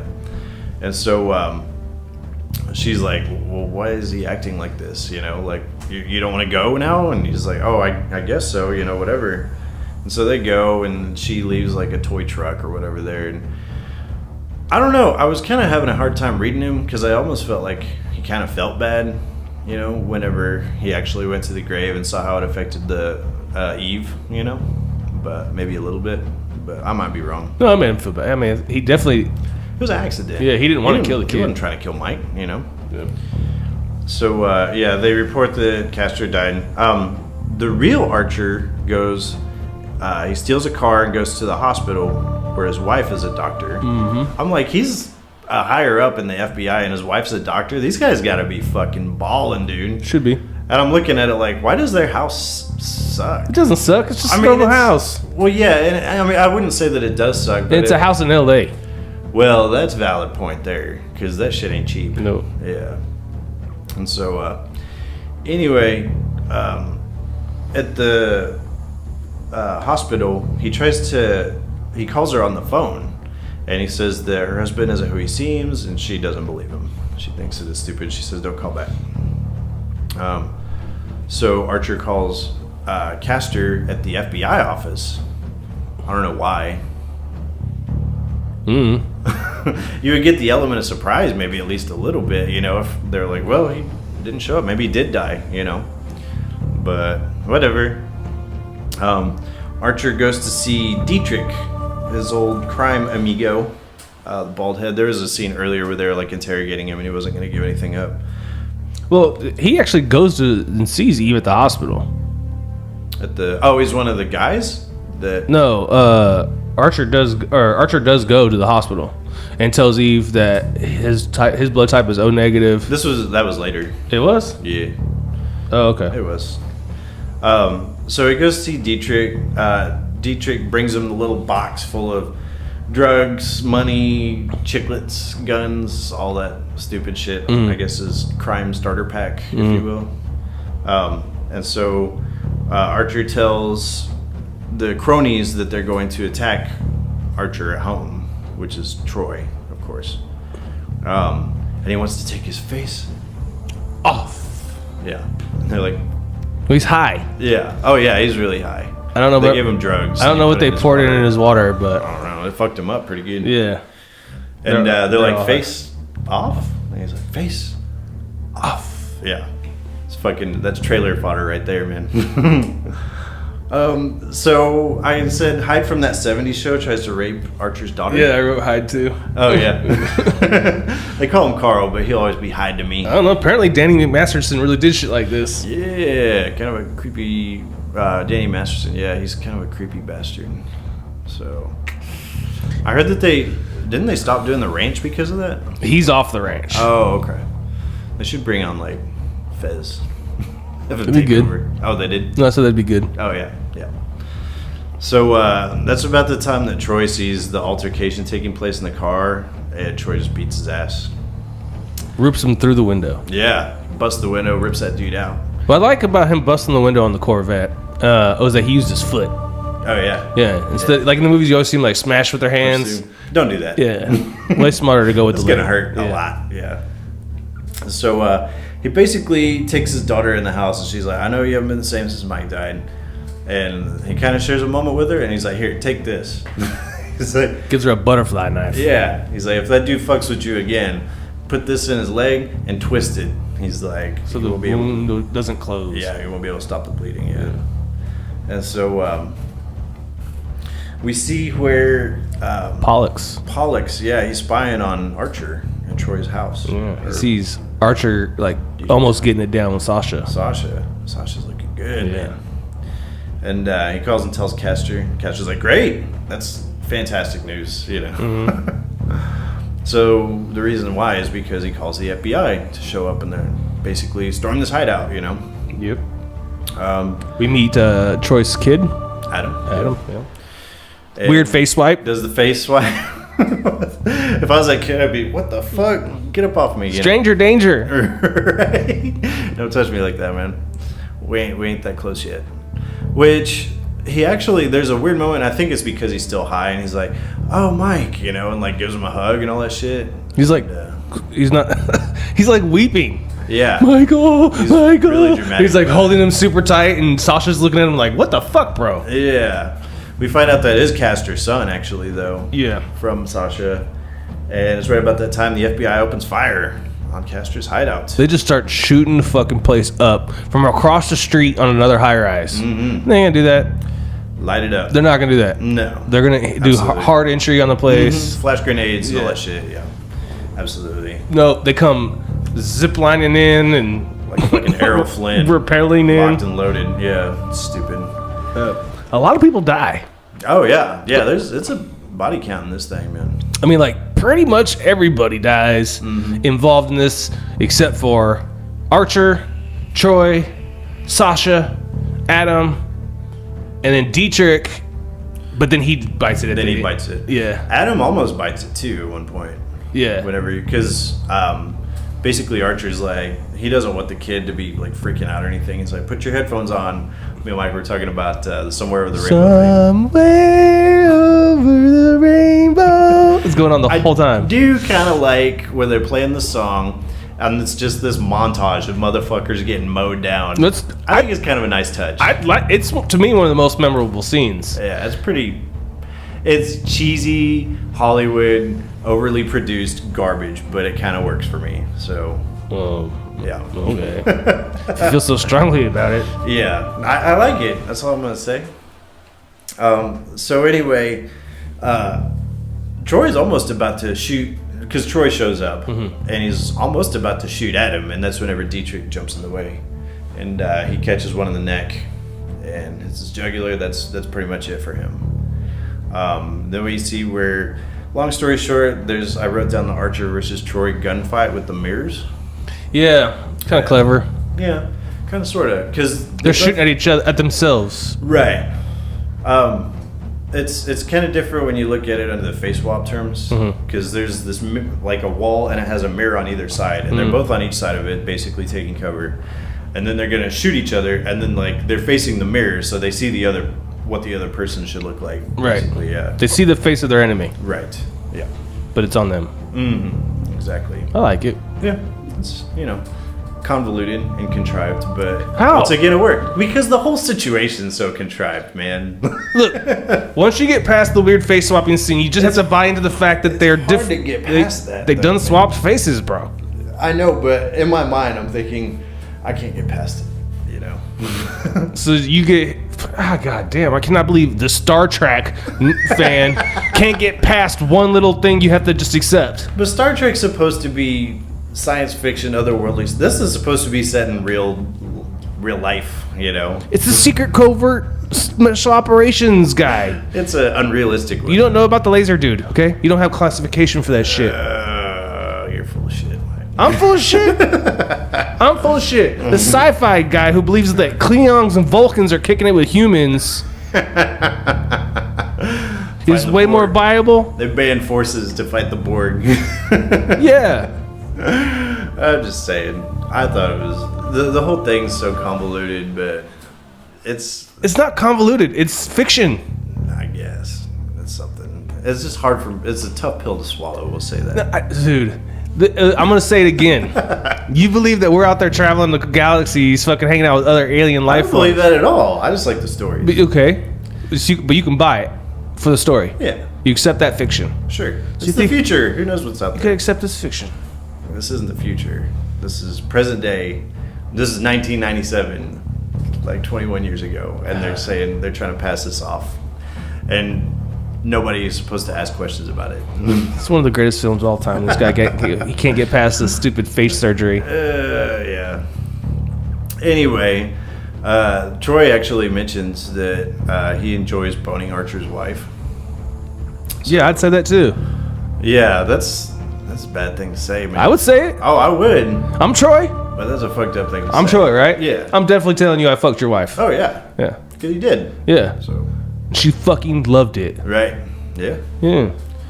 So anyway, what if she had AIDS and shit? Oh damn! Or You didn't he know. had AIDS. You didn't know? And they gave it to her. And, yeah. Like Troy gave it to the wife? Yeah. That's fucked up. Right? Because I get the impression that the dude gets around, I mean, when he showed up, when Archer showed up to Dietrich's place in the first place, like all the whores were like, "I thought I was your favorite." Oh, what's up? Yeah, exactly. So, anyway. So somehow Archer gets out of there. Yeah. And finds Pollux. And Archer gets out of there. Yeah, Archer gets out of there, finds Pollux. Right. And they go on this weird, like, running across, like, I don't know, shit, top of the building. Top of the building sort of thing. There's a skylight. Kicks his ass in there. Yeah, fucking Archer Tarzan kills Pollux. Right. Yep. So, yeah, Pollux is dead. And then Troy, he, lands at Troy's feet. Right beside him, yeah. And of course, Troy's distraught over it, and this FBI agent walks in. He's like, "Why are you upset about Pollux Troy dying?" And then he just shoots him. Right. Boom! Blows his head. That was a good shot too, right between the eyes, man. Yeah. I mean, if you're gonna assassinate one of your own, there's not a better time to do it. Oh yeah. There's dead bodies everywhere. Right. No one's gonna question where that bullet came forensic nightmare in that Yeah. place. Yeah. So let's see here. He's on the cover of Time magazine. He's a Man of the Year. Which is crazy because it's been like 48 hours. Time magazine's on the ball. Yeah. When was the last time you saw a cop or FBI agent on Man of the Year anyway? Soldiers were once. Oh, really? It was just 3 soldiers, and it was men or women or persons of the year or something like that. Uniform, whatever. Yeah, that's cool. So this is where I think this is the first time I remember seeing Lazaro, the boss. He was in there earlier, like a couple Just times. kind of fumbling around. He earlier on. So when was it? Oh, it was after the airplane shit where he was like, "They want you out. I got you. They're done with you. Gestapo tactics." Oh, this is where he starts chewing his ass out over that. Yeah, right here. Well, there was another time he said okay. something to him. I can't remember what it was. So he wants to terminate Archer's. Technically, it's Troy, but he wants to terminate his "quote unquote" war on terrorists. And this is where he's really like just like letting him have it, and all. But he's like holding his chest at the same time. He'll stop and like grab his chest real quick. Troy picks up on that, of course. Yeah. And gives a Vulcan death grip. You say that shit don't exist. Come on. He winds up kicking Lazaro's ass to the ground and like beating on his chest. He's like, "Oh yeah, Lazaro." He calls somebody. Lazaro just had a heart attack. What if he wouldn't have died? Yeah. What if he wouldn't have died? That would have been really awkward. So I was like, "What the fuck, dude?" Right? Oh, that was CPR, right? Oh, I guess I didn't do it right. Fuck. But so Archer sneaks back to his house. His wife sees him. She's noticeably surprised. Yes. And Archer tries his best to convince her that he's legit. Oh yeah, this is when he tells her about the blood thing, test. Yeah. He's what did he say? O negative. O negative and AB positive for Troy. For Troy, yeah. And what was it here? I like how they found like 2 opposite spectrum bloods. Oh yeah, 2 complete. It's not like O positive and O negative. Like, what's your blood type? I'm O positive. You're O positive. I'm A positive. See, that wouldn't play in the script as well. No, it wouldn't. AB positive, O negative. Right. All right. I love. There's one line that he says that he's trying to tell his wife what had happened, and he's like, "A special ops surgeon gave me Castor's face." Easy there, Nicolas Cage.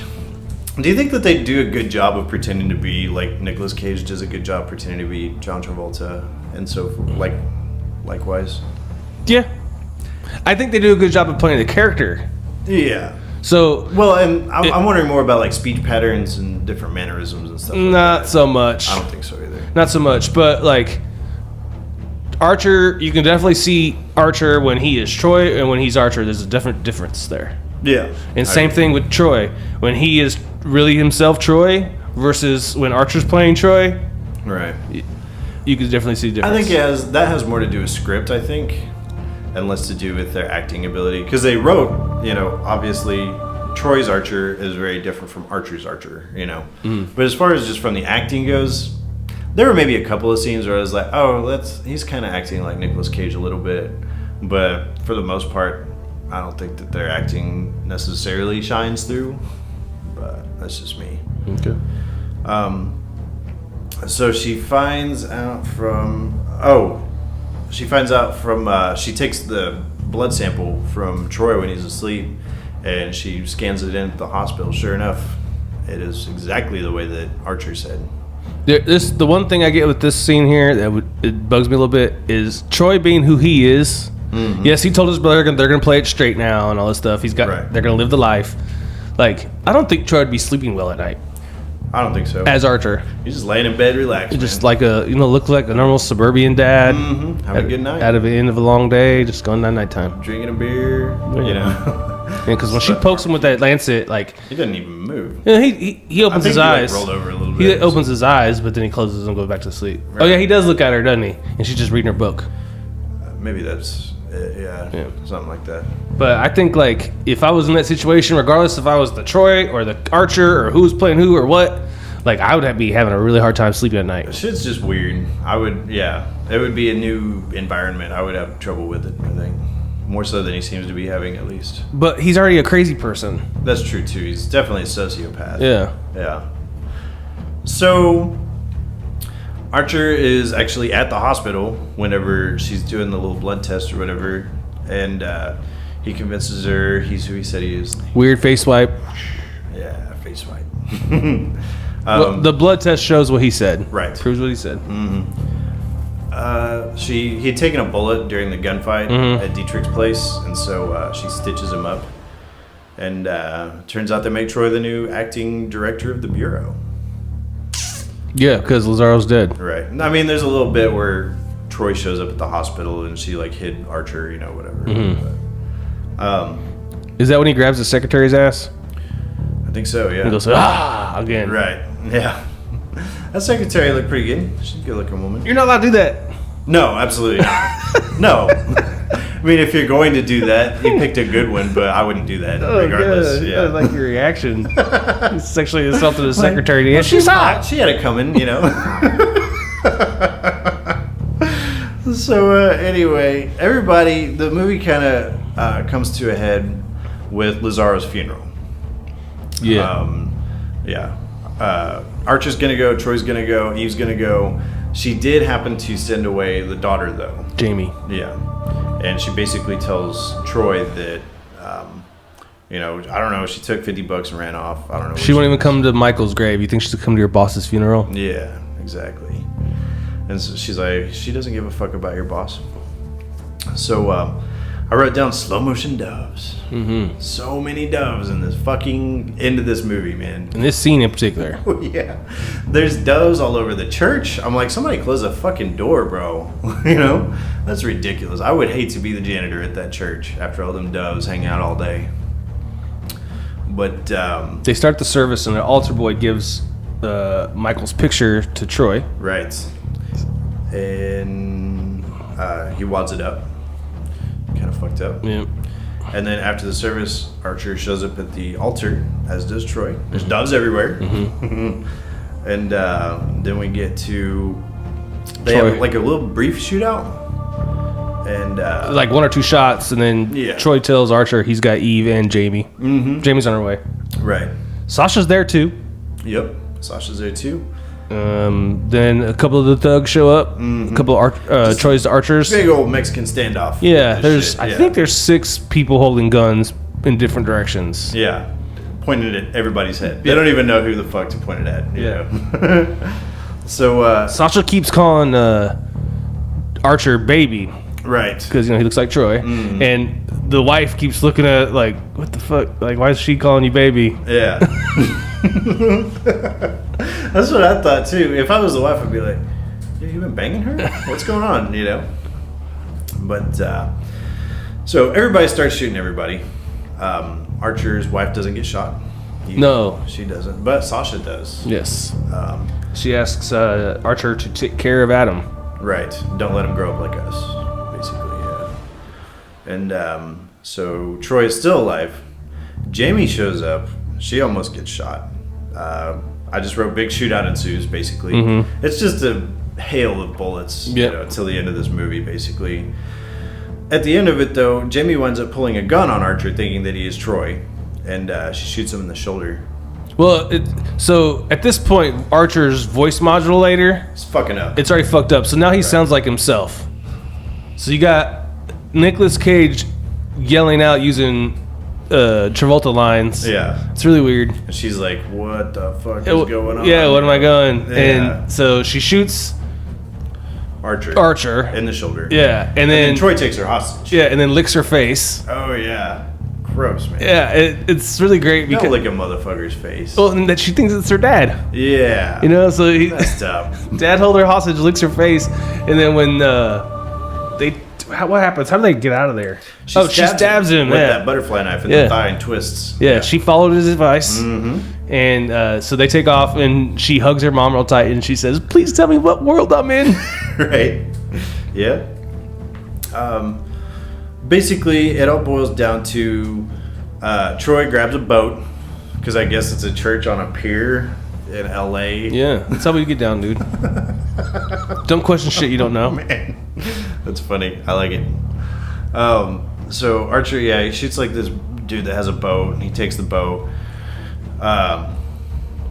Archer gets a boat too. Archer gets a boat. Yeah, Troy shoots the guy, takes his boat. Archer grabs a boat, and it's just this big chase. It's basically. badass. Yeah, it's pretty legit. Dude, in both those boats, those are Scarabs. Yeah, okay. They're identical models that they're driving. They're just painted differently and Right. have different interior They do that for schemes. movie's sake, so you can tell who's winning. Right, but they're both Scarabs are legit badass boats. Oh yeah. Yeah, and so like They're moving pretty fast. Yeah. And it looks like they have a really good like steering radius. They're known for like radius. high performance boats. Oh, okay. Yeah, so it's a big Scarab commercial Oh, I see. because on the top of both of the decks it says Scarab. On the sides of all the boats, on each of the boats it says Scarab. I see. Yeah. It worked because they're cool. Yeah. I like it. Troy Sideswipe. I think it's one of the coolest boat chase scenes ever. There's James Bond had a couple good ones, Yeah. but this one's definitely pretty intense. It's good stuff. If you like, brainless action, this is definitely up there. So yeah, Troy sideswipes Archer. He winds up dropping his gun, and then Archer rams through this police boat that's trying to like intervene on the whole thing. Archer jumps to Troy's boat before it can explode. Yeah, so he actually this is what so while they're in this This is where I was noticing the stunt guys, by the way. in this scene, like when they're like ramming each other and all this different shit and shooting at each other, there's a police boat like heavily armed, like 6 or 7 officers Stop on the your boat, Yeah, yeah. stop your boat, and then pull up the M4s and point at them or whatever. Right. And Troy just fucking kills all of them. With one swipe. Like, Yeah. kills them all, All day. and he's still driving a boat and like going through choppy water and shit. He's just nailing these motherfuckers. Great shot, man. He must have went to the same marksmanship school as Mel Gibson. Yeah, he's pretty good too. Yeah. Well, they were both shooting out shit on boats. I see. Yeah. Special boat shooting course. Do you like this better than you like this better than Lethal Weapon 4? Oh yeah. Yeah, I would have to say that's true too. So so then Archer like jumps his boat through that police boat. Police boat, big explosion. Yeah. In the meantime, Archer's boat had gotten its fuel line shot. Yeah, and so the whole thing's like on fire, and so he has to jump over to Troy's boat, basically. What is it here? I wrote Troy bashes him with an anchor. Yeah. Yeah, and I guess he starts to fall off the boat, but there's like this chain there that he holds onto. Yeah. No, it's hooked to the anchor. Oh, I got you. I didn't notice that. Yeah, it's the anchor chain. And so then he does a little foot skiing.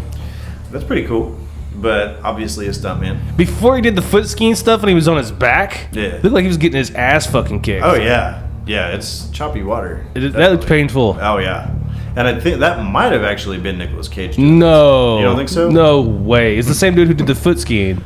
Oh, okay, that makes sense. Because I was thinking it showed like a close up of, where you could actually make out his face, but I might be wrong. So anyway, the boat Gets back onto the boat. Yeah. Long story short, there's this fist fight that breaks out, and between the two, the boat winds up hitting this barricade. Both the dudes get ejected off the boat. Yeah, big explosion. Yeah. Both of them are flying through the air in super slow mo. Doves picking them up and shit. And yeah. And they land safely on the sand of the beach. For the most part, yeah, they're okay. All things A considered. little banged up, but Yeah. no big deal. Right. So Archer is getting his ass beat until he winds up stabbing Troy with this harpoon that happened to be on the boat. And so anyway, he goes to like shoot him with it or whatever, and all of a sudden Troy like grabs the harpoon gun so it can't eject the arrow out of it. And he tells him, he's like, oh, okay, well, you gotta live with my face forever. Even if you do kill me, he starts cutting up his face with glass and shit, Right. Yeah, and then sure enough, Archer does classic move. This is how you do in a fight. Kicks him right in the balls. Hell yeah. This is just life or death, man. Hell yeah. He lets go of the gun, gets one right in the guts. Yeah. Yep. And so it's right after that the FBI agents show up. For some reason, they know who... The wife told. Oh, the wife told him. Okay. Yeah. That makes sense. Yeah. And so a medical team from Washington, D.C. I think they even discussed it when they were at the hospital. When Archer was telling her, like, don't come to the funeral. Keep Jamie away from the funeral. You need to get out of here now. She's like, I have to go to the funeral. If I don't go, he'll know something's up. And I'm the only person who knows you guys are what happened. Right. So I have Jamie to can skip it without raising too many questions. Yeah. Right. But not me. Apparently, there's a medical team from Washington, D.C. being sent to fix up Archer. Yeah. And they put him in the exact same ambulance. They did. Which is weird. It's weird, yeah. I think it's weird, too, that this is supposed to be like an experimental procedure. And they're like, oh, we got another one, though. we're throwing it in the truck. It'll be there like in an hour. Mm-hmm. Yeah. But Archer like takes his wedding ring off of Troy's finger, puts it back on his. Mm-hmm. So that's cool. Archer said that he tells the doctor that he doesn't need his bullet wound scar anymore. Right. And Archer comes home with his face fixed. He does. He comes home as himself Mm-hmm. with a lot of fog. Yeah, a lot of doves. It's probably just dove shit. Weird face swipe, weird face swipe, weird face swipe. He's got Adam. I know, but like he swipes his daughter swipes him, swapping wife. Swipe fest. Yeah. It's like a swiping three-way. Yeah, it's pretty gross. And he did bring Adam with him, and he said he needs a place to stay. Man, why don't you just spring that on me there, guy? Yeah. Welcome to the family, weird face swipe. Right, daughter face swipes his ass. Yeah. Now you're infected. And so the moral of the story is, I guess, whenever your son gets killed, you can kill the guy that killed him and then take his little latchkey kid home in place of your son. Yes. Yeah. Yes. Good story. Yeah. Have to remember that. Yes. No, man, it's weird because at the end of the movie, they're like, yeah, we lost our son. But here's this other son. Looks a lot like him. Right, it does. That's true. But I'm like, that doesn't replace him, right? Got the same haircut. You still lost your son. He looks a lot like him. Right. He's around the same age when our kid died. We can just pick up where we left off. Right. Face swipe. Your son's still dead, though. You realize No, that, I got a new one. His name's Adam right here. No, we're actually going to change his name to Mike. It'll be the exact same kid. So he grows up and looks just like his dad. Right. Oh, yeah. Gotta get that face thing done again. Let's see if we can dig up Mike and then face his off, Oh, corpse face swipe. Right. And it's got worms and shit on it. Yeah. It's been 6 years. Right. Probably not much of a Not face much left. of a face left, no. But that is Face Off. Mike, what did you think about I love it. I went into this movie fully expecting to hate it because I hated this movie back in the day. Hold on. Before you go on, let me tell you why I love it. Please do. I am not ashamed to say I love John Travolta movies. Okay. I am not ashamed to say I love Nicolas Cage movies. Ooh, I'm ashamed to say that. A lot of people are. Yeah. Okay. A lot of people too liked this movie back in the day, and now they want to be like, oh no, it's got John Travolta, Nicolas Cage. No, I'm sticking with it. It's awesome. It's action packed. Ain't no shame in your game. Right? I like the idea of them swapping their faces, and I like all the mischievous shit that Troy was doing, like fucking Archer's wife, stuff like that. Hitting Like on his daughter. yeah, no, I don't like that part. That part's creepy. But like, smoking cigarettes with her. I kind of like yeah, that. smoking the cigarettes with her, like that kind of thing. Like, obviously, none of this could ever happen, but that stuff would happen if this technology was available. People would be swapping faces all the time. That's true. You wouldn't know who is who. Yeah. Yeah. So I don't know. I dig it. I can suspend the disbelief to get through the movie. I even think the procedure for the time, it's 97, they make it look kind of realistic. Little rubbery faces and stuff like that. But the faces molds are pretty good. I'm just thinking about like hooking up all those nerves back onto the Oh face. yeah, they don't even connect the muscles. Right. It should just be a fucking floppy mess hanging off the front of this dude's skull. Your eyelids should be like down around your cheeks. Right. Yeah, where your nose should be. Yeah, I'm with you 100%. Like, they don't show it, the details, but dude, it to me, we've talked about this before, but like, if I can put a movie in and just kind of check out and just enjoy, just some entertainment, Yeah. I'm cool with it. It can't be a bad movie. Like Star Trek 5. Yeah. Or Lethal Lost in Weapon. Space. Or Lethal Weapon 4. Right. Right? Lethal Weapon 4 has all the ingredients to a movie that I would enjoy. Should have been good. Right. Yeah. But it's not good. It's not. This movie is good. Yeah.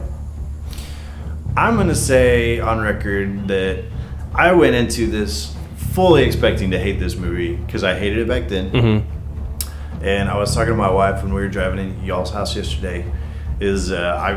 After watching it, I was like, I ain't gonna lie, it's stupid. It's really stupid. Sure. But I found myself really enjoying myself with this. Yeah! That's what I'm talking about. I'm not even gonna say it's a good movie, but I had a lot of fun watching it. Yeah! Yeah. There we go. Yeah. Converted. Right. So yeah, converting the preacher. Yeah. So I pick way better movies to watch when it's my turn to pick than you do. That's true. Yeah! Oh, I'm not even trying to compete there, you know? I know this is dog shit. But, so yeah, all in all, I'd say if you like stupid stuff, go watch Face Off. Yeah! I mean, it's not a fucking... It kind of is a classic.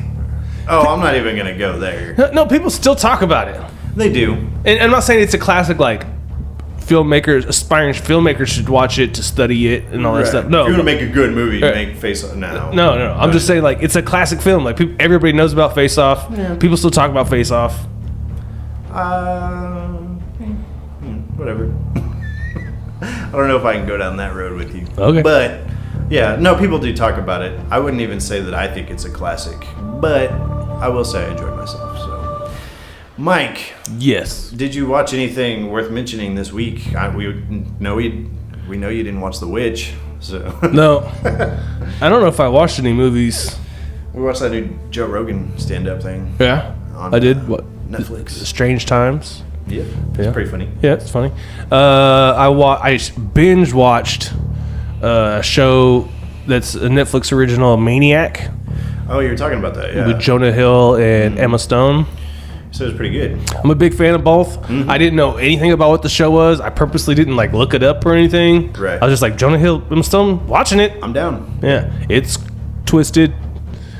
Some dark shit. Yeah. Some funny shit. Mm-hmm. I don't want to say anything to give anything else away, but like the first episode or two, you got to kind of bear with because they're like just slowly introducing characters to you. Right. But after that, that it gets going, it's pretty good. Man, I'm gonna say, I think Jonah Hill is kind of like an unsung hero of mine, man, because he's kind of a paunchy dude, you know, not the best looking dude, you know, and but he's really funny. But he also has some pretty mean acting chops on him too, you know. Like I really like that dude, so I can't be mad at that guy. He's good. This week we finished Ozark season 2. Oh yeah, we finished that up. Yeah, it's good. I like season 2 a lot. The only downside is we binge watch that thing. Like whenever I'm watching Better Call Saul, that's over the span of 3 months almost. You know, whenever it comes to Ozark, we'll watch it in a week or two. Yeah. So I'm really like unfamiliar with what happened the season before. Whenever it comes to, you know, going back like season 3, I'm probably not going to remember anything about season 2. You just watch the recap at the beginning of the episode. Well, they do a good job of recapping it, but they can't cover everything that happened, you know. And so we're just kind of like, I guess that happened, you know. But overall, I did like season 2 a lot. Jason Bateman's my boy. Apparently, my wife's having sex dreams about him, so that's something. Yeah. And it's funny because I was telling Mike, you know, like if my wife actually had the opportunity to get down with Jason Bateman, I mean, I was telling Mike, like, I can't be too mad about that, you know. Is Jason Bateman on your wife's list? I have no idea. I guess maybe now, you know. I was like, you know, I wouldn't be cool with it, but all right. I mean, I can't be too mad, you know. Let's see. This week I watched Halloween H2O, continuing on my October horror movie stuff. I watched the original Nightmare on Elm Street.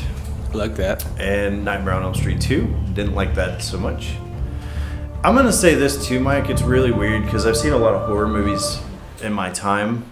But I think, honestly, I was watching A Nightmare on Elm Street this week, and I was thinking to myself, this might be one of my favorite horror movies of all time. Actually. The first one? The original, yeah. And I've seen it, I don't know, man, like maybe 50 times literally. And it's one of those that I'll watch it and be like, man, that's a good movie. And now I look back on it and I'm like, I think it might be my favorite.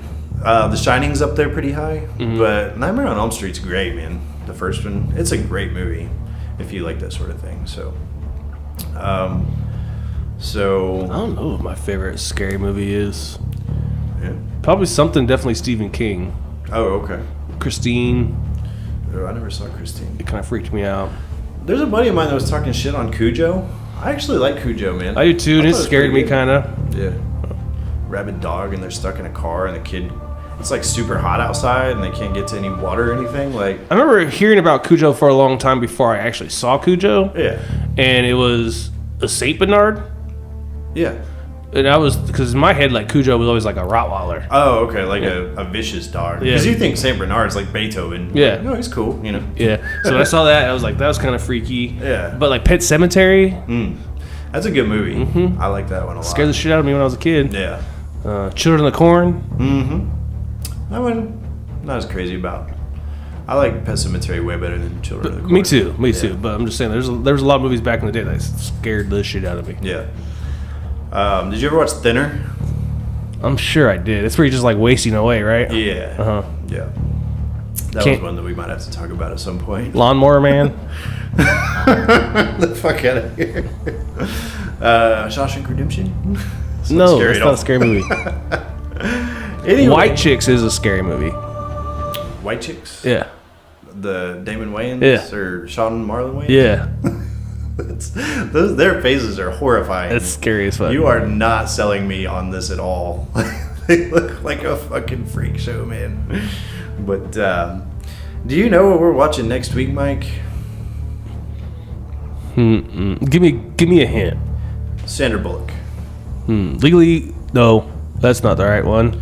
I was gonna say Legally Blonde. That's definitely not it. Hold on, don't tell me. She's an undercover FBI It's agent. not Miss Congeniality. Speed. No. I would be pumped about watching Speed, actually. You're gonna have to tell me. Practical Magic? What? Some fantasy romantic comedy thing? I guess she's a witch or something. So, Huh? I don't know, man. I think I may have heard of this movie, but I've never seen it at all, even close to it. I was thinking something maybe more along the lines of The Craft, and I was like, oh, that'd be kind of cool, but I don't think that's what this is, even close to it. Practical Magic. Mike's reading up on it right now. Got Nicole Kidman in it Oh, that's kind of cool. I like Nicole Kidman. and Stockard Channing. Diane West. Yeah. I don't know any of these guys. Evan Rachel Wood's in it. Oh, okay. Westworld. Yep. Way to go. She's pretty good. She's a good actress. I don't know what any of this shit is. Yeah, we might. I guess we'll have to find out and then talk about it next week. That sounds like a solid plan. So, any final thoughts, Mike? Face Off rocks, bro. It's fun. I had a good time. I'll take that. Yeah. I'll take that all day. Right. Anyway, folks, if you like Face Off, or if you didn't, or if you want to tell us to go fuck ourselves, or whatever, you can email us, cheesymovie@yahoo.com. You can hit us up on Facebook, Casino Royale with Cheese, all separate words. You can look us up on YouTube, iTunes, Instagram, Casino Royale W Cheese, all one word. And feel free to check us out, even though there's nothing there on Twitter, Casino Royale WCH. You can stop pumping it. Yeah, I don't. We'll let you know when we start doing stuff with that, if it ever happens. So. I think that's gonna be it from me, my friend. That's all I got. All right. Well, thanks again for joining us, everybody. Join us next week for Practical Magic, and we'll see you then. Bye.